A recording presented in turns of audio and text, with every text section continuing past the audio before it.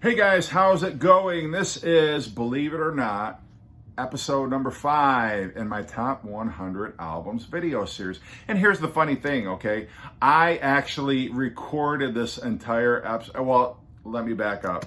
I thought I recorded this entire episode, went through every single album. I mean, this was like a 20-minute thing that I went through. And I look up at my phone and it did not record because apparently I don't have enough memory left. I had to go back and delete a bunch of stuff. So I was sitting here talking to my phone, going through my list like a dumbass, not seeing that it wasn't recording. So this is actually take 2 of episode 5 of my top 100 list. And yes, I'm still wearing the Led Zeppelin shirt, but no, okay, this is not day 3. I'm not wearing a stinky Led Zeppelin shirt for a 3rd day in a row. I am recording a couple of these on the same day. So I don't want you to get the wrong impression. Jeff doesn't shower. Jeff wears the same clothes 3 days in a row. He's the dirty pig pen of the BC. Look, it's the same day that I recorded episode 3 and episode 4. So I just wanted to get that out of the way before we get into the video. So I feel like, I should be very well rehearsed in doing this episode since I've already done it once. Has that ever happened to you? Anybody who makes YouTube videos and you're probably going, nope, no, I'm not as much of an idiot as you are, Jeff. So I own it, but that's me. All right, so number 60, Ramones, Rocket to Russia. What a badass band the Ramones are. I mean, look at them right here. They got the leather jackets on. They got the ripped up jeans. They got the I don't give a fuck attitude. They're just kind of standing there like, yeah, take our picture, but we're going to go smoke a doob as soon as we're done. But yeah, I mean, what am I going to say really about the Ramones that hasn't been said before? I'm just going to say I love the shit out of this album. I could have picked any of their 4 albums. This one, for whatever reason, I tend to like a bit more. Cretin Hop is great. Rockaway Beach. You can definitely tell kind of the 60s girl group influences on here, which are just one of the reasons why I love the Ramones so much. Sheena is a punk rocker. Absolutely great. Teenage Lobotomy. They cover Bobby Freeman's Do You Want to Dance? They cover it well. Ramona, Surfing Bird. Yeah, Ramones, Rocket to Russia. Enough said. Number 59. Number 59, we got a little Fireball here. Yeah, you actually like this more than Machine Head? Yeah, as a matter of fact, I do. What you gonna say about it, huh? Okay, so title track Fireball, yeah, amazing. And you know what I like about this is it's just so eclectic. You got Anyone's Daughter, which, I mean, if you haven't checked that song out, listen to it. Is Ian Gillan singing a country song? Yeah, that's him singing kind of a little country. And it's funny, too. It's a funny song. I love the fact that, Deep Purple has a sense of humor about them. But Deep Purple were really shoulder to shoulder with Black Sabbath. Black Sabbath gets all the credit for, starting the heavy rock movement, heavy metal. But yeah, Deep Purple was there like, yeah, what about us? We're heavy, too. Fools is my favorite track on here. I love how it starts out so heavy and then you got that instrumental section. Almost sounds like there's some Native American incantations or something going on in the middle. And then it gets heavy again. Love that one. Yeah, I mean, No, a great track. Underrated. I know, I'm going to be using that term probably a lot over the course of this series, but it really is true about this album. This album is great, and I think the fact that it was bookended between In Rock and Machine Head, maybe people tend to overlook this because both those albums were such heavy records, but this one is too, so check it out. All right, 58, and I know I'm probably going to take some heat. Why are you ranking this so low? This album should be top 10. Well, in terms of this band, yeah, it's a great album. It's not my favorite. And I don't want to give too much away about the rest of my list, but I'll just give away the record. Okay, Exile on Main Street. Yeah, I love this. It's a double album. I think it's the last great album of the Jimmy Miller era, which produced some of the Rolling Stones' best albums, dating all the way back to Beggar's Banquet, then Let It Bleed, then Sticky Fingers, and then you have this behemoth. Which, yeah, I love everything about this. I mean, you got the radio hits, you got Tumbling Dice, you got Happy, all down the line. Yeah, I get it. I love kind of that campfire sing-along, Sweet Virginia. I love the lead-off track, Rocks Off, Soul Survivor, great way to end the album. I mean, it's kind of like, you know, Led Zeppelin took this as a template almost for Physical Graffiti, sort of, and I know it's not apples to apples, but you know what I'm talking about. They're both great double albums. But yeah, I think the reason why I have this one so low is I don't have the same connection to it as I do those Stones, you know, 60s album and Sticky Fingers. Nothing against this. This album's great, but it just falls lower in my ranking because, you know, I think it was how I grew up and my dad listening to some of those earlier Stones album, why this one is a little bit lower. But I agree, a masterpiece, great, great album. For me, still... you know, the Stones have never done anything as remotely as great as these albums that they did with Jimmy Miller and also Mick Taylor. There, I've said it. Okay. All right. So we got 57 coming up, and XTC Skylarking. This is an album that sounds so out of time. It was produced by Todd Rundgren, and XTC up to this point, their albums had been let's just say, not very well commercially received. They were very, very well regarded in, you know, the UK and in the new wave community. Not that there was a new wave community, but, you know, people who love new wave music, they were fans of XTC. But they just never, you know, they never got it together to put together a masterpiece. You can't call any of the albums up to this point a masterpiece, but this one you can. And I think it really was an album that XTC and Andy Partridge were meant to make. Starts off with Summer's Cauldron and Grass, sort of like the Sgt. Pepper straight into With a Little Help from My Friends, that little segue. And it's really, I liken this to almost like an 80s version of Pet Sounds, because sonically it's gorgeous, the songwriting is top-notch, the lyrics are so affecting.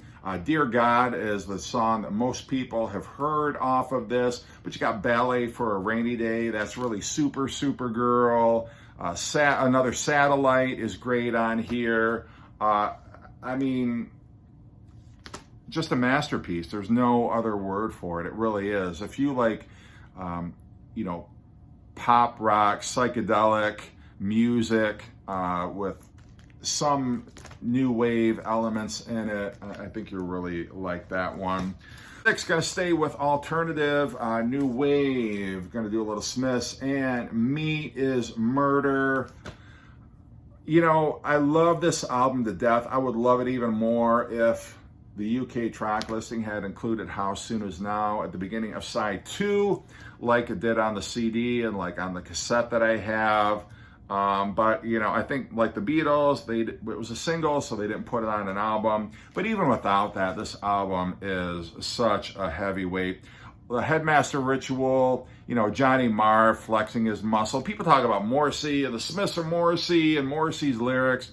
But Johnny Marr was just every bit as great a songwriter as Morrissey. And, you know, his songs work almost like they could have been great instrumentals. But then you got Morrissey's lyrics, Morrissey's affecting voice, and it's just the entire package. But the Headmaster Ritual, I consider it kind of like their Song Remains the Same from Led Zeppelin, where you've got that epic intro to the Headmaster Ritual. Rush Home Ruffians, which takes its melody from the Elvis Presley song Marie's the Name of His Latest Flame. In fact, the Smiths actually would cop to it on their live album Rank and do a bit of a medley. But go back and listen to Elvis, Marie's the Name of His Latest Flame, and you'll see the comparison. I Want the One I Can't Have, great mope rock. That Joke Isn't Funny Anymore, even better mope rock. Great way to end side 2. Nowhere Fast, While I Wonder. Barbarism Begins at Home. I love that rhythm with the bass is great. And then Meat is Murder, kind of the vegetarian anthem at the end of the record. But this is solid. It's great. I can't say enough about the Smiths. Love them. One of my favorite bands of the 80s. What album is this? Oh, ELO. Yeah, ELO's masterpiece. ELO's Pet Sounds. ELO's Dark Side of the Moon. You know, ELO's whatever you want to call it. The best album ELO ever put out. And I'll fight anybody who thinks it's not. Not really. Whatever. You could say Out of the Blue or even El Dorado, which I showed on my list. But really, for me, the thing I love about this is, yeah, you got the radio hits, Living Thing, Do Ya, which was a song that Jeff Lynne covered back in his days with The Move. And I don't mean cover, but I just mean this was a cover of his own song that he recorded back when he was with The Move. You know, Telephone Line. The radio hits are some of the best singles of the 70s. But then the deeper tracks, I feel like you could have substituted, like, for instance, So Fine. If you put that out on the radio, it would have been just as big a hit as Living Thing. Same for Mission is a great track. Above the Clouds. Every single song on here is just sugar, candy, pop, rock, kick-ass. This album from start to finish is just great. Best thing ELO ever did. 70s, 80s, or beyond. It just is. Little Grateful Dead, Working Man's Dead. This was really the birth of Americana music. This and the follow-up American Beauty, both released in 1970, the year I was born. But yeah, I mean, you got Casey Jones on here, you know, Uncle John's Band, obviously. I love Black Peter, New Speedway Boogie. Just every single song on here is so cool. You know, I talk about like easy listening, kind of like those albums you like to listen to Sunday morning when you're having your coffee, before you go to church, if you're a church-going person. Working Man's Dead is a perfect soundtrack to a lazy Sunday. I just love it. I really do. This was the first Grateful Dead album I ever heard from start to finish, and I was blown away because the only Grateful Dead I was really familiar with back then was Ripple or Truckin'. And really not much else. And I heard this, I'm like, wow, this band is awesome. And they are. REM, their first full-length album. And, you know, this was kind of the birth of college rock. Can we say that? Radio Free Europe was great. Pilgrimage, Talk About the Passion, fantastic. Sitting Still. I love the jangly, you know, 12-string guitar that Peter Buck plays on this. You got Michael Stipe's mumbling vocals. Hard to make out exactly what he's saying. And no, REM is not going to give you a lyric sheet. And that was part of the mystique about REM, is what is he saying? I can't understand. And what I do understand does not make any sense. But that was the beauty of Michael Stipe and the beauty of REM. He didn't care. He was writing arty lyrics or just nonsensical lyrics. But so was Bob Dylan back in the mid-'60s. But, you know, Catapult is great. Even Bill Berry knocks it out of the park with his track, Perfect Circle. Just a beautiful, gorgeous song. This album is a masterpiece. And if you told me this is your favorite REM album, I'd be like, yeah, dude, you're totally right, because this album is perfection. Sir Paul McCartney and Wings. Now, Paul McCartney was really kind of, had taken a lot of heat up to this point because his first 4 albums after the Beatles were, by and large, kind of underwhelming, at least critically speaking. I know Ram has undergone definitely a revival. People now appreciate that album for how great it is. But back in the day, people hated, you know, the critics, I mean, the music critics from the music magazines, they hated on McCartney. So he said, okay, you didn't like the demo, you didn't like me playing all the instruments, you didn't kind of like the rough version of McCartney that I put out. Okay, I'll get a bunch of the top session musicians, put out Ram. They thought that was a piece of garbage. And then he's like, okay, well, I'll go back. I'm going to put a band together and we're just going to jam in the studio and see what happens. Well, not a whole lot happened. He put out Wildlife. Again, critics roasted him over that. They thought that was a piece of garbage. And then he puts out Red Rose Speedway. Again, with Wings, he's doubling down. Like, yeah, I'm going to see the course.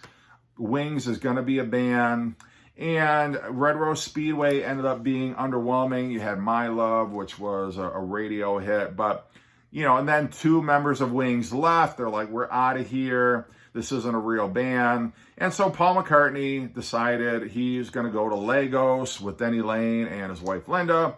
And their backs were really against the wall, because if Paul McCartney put out another substandard album, people were going to say John Lennon was the, they were just going to say he was the best Beatle. Because John Lennon, to that point, he put out Plastic Ono Band, he put out Imagine, he was on a winning streak. George Harrison had come out with All Things Must Pass. So they were running circles around Paul McCartney. Paul McCartney's there like, everybody hates me. So this is Paul McCartney, back against the wall, coming out swinging. And damn, what a great album. You got, obviously, Band on the Run. You got Jet. You got Let Me Roll It, which even John Lennon conceded, like, damn, I wish I'd written that song. 1985, Bluebird. Yeah, this album is solid from start to finish. And I know I say that about a lot of these albums, but it really is. And you couldn't say that about any Paul McCartney album up to this point. Even Ram's got 1 or 2 songs where, So, yeah, this was kind of the album every Beatle fan knew Paul McCartney had in him. It just took him a couple of years to actually get it out. And what a great album it is. OMD, Organization, 1980. Yeah, do you believe it? 1980. I'm not kidding you, 1980. Listen to this and tell me it sounds like it was released in 1980. It was so ahead of its time. One of the synth pop masterpieces. They definitely took their cues from Kraftwerk. But it's great songwriting. It's moody. It's atmospheric. I mean, take a look at this. This looks like an Ansel Adams photograph, but it's not. But it really, everything you need to know about this album, just take a look at this picture. It's dark. It's overcast. And I don't mean this to me, it's a depressing, dark album. It's not. I mean, listen to Enola Gay. Enola Gay is such a great synth pop song. Motion and Heart is great. Statues is really an atmospheric song. But Side 2 is really what made people stand up and take notice, like the Depeche Modes and all, the bands that came afterwards. This was the blueprint. So, yeah, another episode in the books. I feel like I did, I really did too. I spent the better part of an hour trying to knock these out. But I appreciate you guys watching and commenting. Hopefully you're enjoying these as much as I do. And I'm going to go change my shirt. Take care.